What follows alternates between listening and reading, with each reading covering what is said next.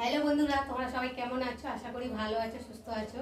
তো আমিও ভালো আছি। মৌসুমী অফিসিয়াল চ্যানেলে তোমাদের সবাইকে জানিয়ে স্বাগত জানিয়ে আছি। শুরু করছি নতুন একটা ব্লগ। চলো তোমরা দেখতে থাকো, আশা করি ভালো লাগবে। তো ভালো লাগলে অবশ্যই একটা লাইক করে শেয়ার, আমার চ্যানেলটাকে সাবস্ক্রাইব করে দিও। তো চলো, এখন বাজে 11টা আর আমি আছি 11টা থেকেই ব্লগটা শুরু করছি। তো দেখতে পাচ্ছ ভাত বসিয়ে দিয়েছি, একদিকে ভাত হচ্ছে, ফুটে গেছে ভাত। আর এই দেখো মাছ নিয়ে এসেছি, দেখতে পাচ্ছ। তো ভোলা মাছের ঝাল করব। আর এখন মাছটা কেটে ভালো করে নুন হলুদ মাখিয়ে রেখেছিলাম, দেখতে পাচ্ছ। আর এখন আমি মাছটাকে ভাজবো। আর মশলাও করে নিয়েছি। এই যে ভোলা মাছ দিয়ে ঝাল করব। সর্ষে বেটে নিয়েছি, কাঁচা লঙ্কা কেটে নিয়েছি, টমেটো একটা কেটে নিয়েছি, পেঁয়াজ দুটো কুচিয়ে নিয়েছি মাছের ঝালের জন্যে। আর রসুন একটু নিয়ে নিয়েছি, কেননা নোনা মাছ তো একটু রসুন না দিলে খেতে ভালো লাগে না। মানে কেমন একটা নোনা মাছের একটা গন্ধ ভাব বেরোয়, তাই না? তাও রসুনটা দিলে অতটা বেরোয় না। আর একটু আদা দেবো, দেখতে পাচ্ছ। আর জিরেটা বেটেছি, জিরে দিয়ে একটা অন্য তরকারি বানাবো। তো দেখো আমি এখন কড়াটা গরম হয়ে গেছে আর আমি এখন তেল দেবো। তেলটা একটু ভালো করে গরম হয়ে গেছে, মানে তাওয়াটা গরম হয়ে গেছে, তো জন্য তাড়াতাড়ি তেলটাও গরম হয়ে গেছে। আর আমি দেখো একে একে মাছগুলোকে ছেড়ে দেবো। তো দেখতে পাচ্ছ মাছগুলো কতটা বড় বড়। তো চলো এখন মাছগুলো তেলের মধ্যে দিয়ে দিই।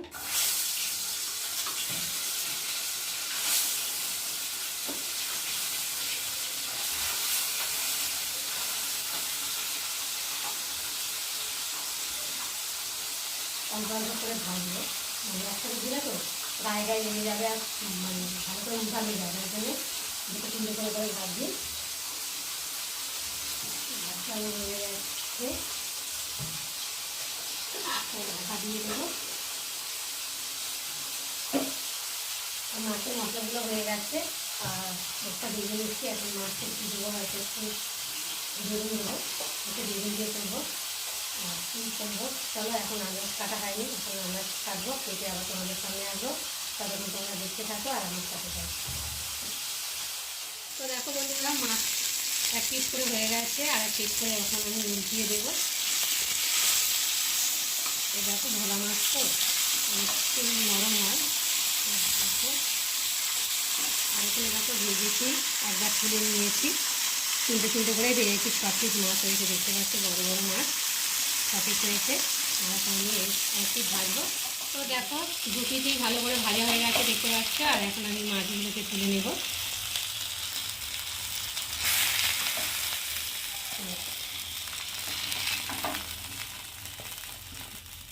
তো দেখতে পাচ্ছ, আর মাছ ভেজে তুলে নিয়েছে। আর এখন কড়া বসিয়েছে, দেখতে পাচ্ছ। কড়াটা গরম হয়ে গেছে আর এখন আমি কড়ার মধ্যে সর্ষে তেল দেবো। তেলটার মধ্যে মানে জল আছে, কেননা এই বোতলটার মধ্যে জল ছিল, তো সেই বোতলে করেই তেলটা নিয়ে এসেছে, ওই জন্য কড়াতে দিয়েছি। চটপট করে আওয়াজ হচ্ছে। তো দেখো তেলটা গরম হয়ে গেছে আর এখন আমি কেটে রাখা পেঁয়াজগুলোকে দেব।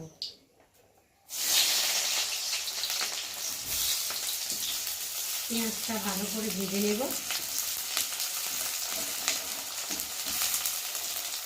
নিয়ে আর এই কটা কাঁচা লঙ্কা চিড়ে রেখেছি, কাঁচা লঙ্কাগুলো দেবো। দিয়ে পেঁয়াজটা ভালো করে ভেজে নেব। এদিকে পেঁয়াজ ভাজা হবে আর আমি একটু রসুনটাকেও তেলের মধ্যে দিয়ে দেবো, পেঁয়াজটাকে সাইড করে, কেননা রসুনটা না ভেজে দিলে কাঁচা গন্ধ বেরোবে একটা। দেখো রসুনটা দিয়ে দিয়েছি, দিয়ে ভালো করে ভেজে নেবো পেঁয়াজের সাথে। দেখো পেঁয়াজটা ভাজা হয়ে গেছে আর এখন আমি পেঁয়াজের মধ্যে একটু জিরে বাটা দেবো, আদা বাটা, আর দেবো সর্ষে, আর দেবো কেটে রাখা টমেটো কুচি দিয়ে একটু ভালো করে নেড়ে দেবো।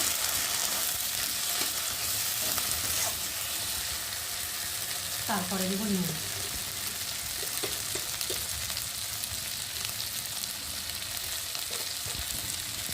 তারপরে দেবো হলুদ।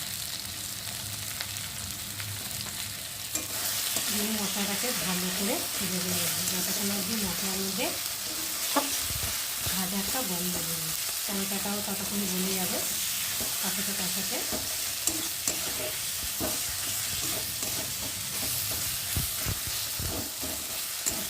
মশলাটা দেখো আমার মশলা ভালো করে ভাজা হয়ে গেছে, আর মশলা থেকে তেলও ছেড়ে দিয়েছে, আর মশলা ভাজা হয়েছে, ভালো একটা গন্ধ বেরিয়েছে দেখতেই পাচ্ছ। আর এখন আমি জল দিয়ে দেবো। আর সর্ষে যদিও বেশি ভাজলে তেতো হয়ে যাবে, ওই জন্যই অল্প ভাজলাম। আর ভাবছিলাম যে বেগুন দেবো, তো মেয়ে বললো না আমার বেগুন দিও না, মেয়ের না অ্যালার্জি আছে, তো তার জন্য বেগুনটা দিলাম না, শুধু করছি। তো দেখো আমি এখন জল ঢালছি, তো মাখা মাখা করবো, বেশি ঝোল ঝোল করবো না, কেন নোনা মাছ তো ঝোল ভালো লাগবে না, মাখা মাখা করলে তাহলে ভালো লাগবে। আর দেখতে পাচ্ছ ঝোলের কালারটা কত সুন্দর হয়েছে। তো এখন আমি ঢাকা দিয়ে দেবো। তো চলো দিয়ে আবার আনাজ। তো দেখো ঝোলটা ফুটে গেছে, আর এখন আমি মাছগুলোকে ঢেলে দেবো।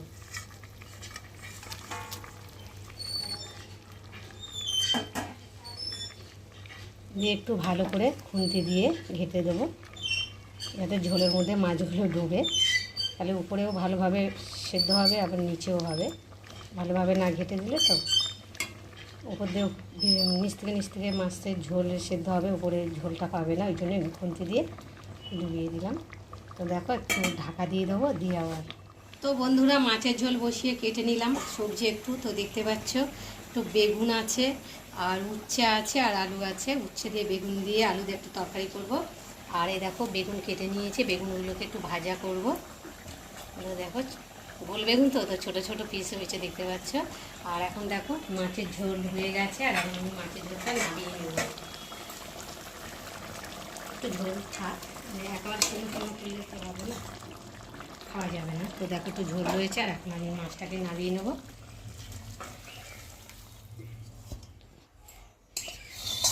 তো বন্ধুরা আমার মাছের ঝোলের রেসিপি কেমন লাগলো তোমরা কিন্তু অবশ্যই কমেন্ট করবে, আর ভালো লাগলে লাইক কমেন্ট শেয়ার করো। আর আমার চ্যানেলে যদি তোমরা নতুন হয়ে থাকো, বন্ধুরা আমার রান্না বান্না হয়ে গেছে। তো দেখতে পাচ্ছ গ্যাস ট্যাস মুছে পরিষ্কার করে বাসন টাসন মেজে গ্যাসের পাশে উপর করে দিয়েছি, ঘরটার মোচাও হয়ে গেছে।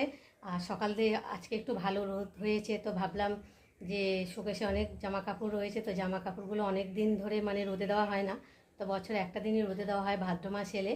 আর রোদটা ভালো উঠেছে, তো ভাবলাম আজকে জামা কাপড়গুলো রোদে দিই। বিশেষ করে মেয়েরগুলো আগে রোদে দিয়েছি, এক দিন একজন করে দেব। তো সব যদি একবারে দিয়ে দিই তো মানে সামলাতেও পারবো না, কেননা এক দিন একজন আর দিলে তা ঠিক আছে না। আর এই জামা কাপড়গুলো বার করে আবার রোদে দেওয়া, আবার তোলা, আবার ভাঁজ করা, বিরক্ত লেগে যায়, তাই না ভালো বন্ধুরা? তা যাই হোক, মানে ঘুমো গন্ধ হয়ে থাকে, তো জামা কাপড় সারা বছর রোদে দেওয়া হয় না, তো ভাদ্র মাসে একটু রোদে দেওয়া হয়, তো দিয়েছি। তো দেখো মেঘের অবস্থাটা দেখো, মেঘ কালো হয়ে গেছে, গরম গরম করে আওয়াজ হচ্ছে। তো কি করব বলে, এবার সকাল থেকে ভালোই রোদ খেয়ে গেছে, আর এখন জামা কাপড় তুলে নেব। তো দেখো পুরো লাইন ধরে জামা কাপড়গুলোকে রোদে দেওয়া দিয়েছি, সব মেয়ের, এগুলো সব মেয়ের। দেখো অল্প স্বল্প করে ছোটোখাটো দড়িটা নিয়েছে, এই দেখো। তো দেখতে পাচ্ছ কত জামা কাপড় এখনও আরও রয়েছে। আর এখানে দেখো ব্যাগ ট্যাগগুলো চেয়ারের মধ্যে করে রোদে দিয়েছি, কেন মাটিতে একটু রোদ পড়ছিল, তো তো দড়িতে আর দেওয়ার জায়গা ছিল না, মানে অনেক জামা কাপড় দেওয়া হয়েছে দেখতে পাচ্ছ, সব দড়ি টানানো রয়েছে। আর এই ব্যাগ ট্যাগগুলো একটু রোদ খাইয়েও নিলাম। তো দেখো, তো চলো।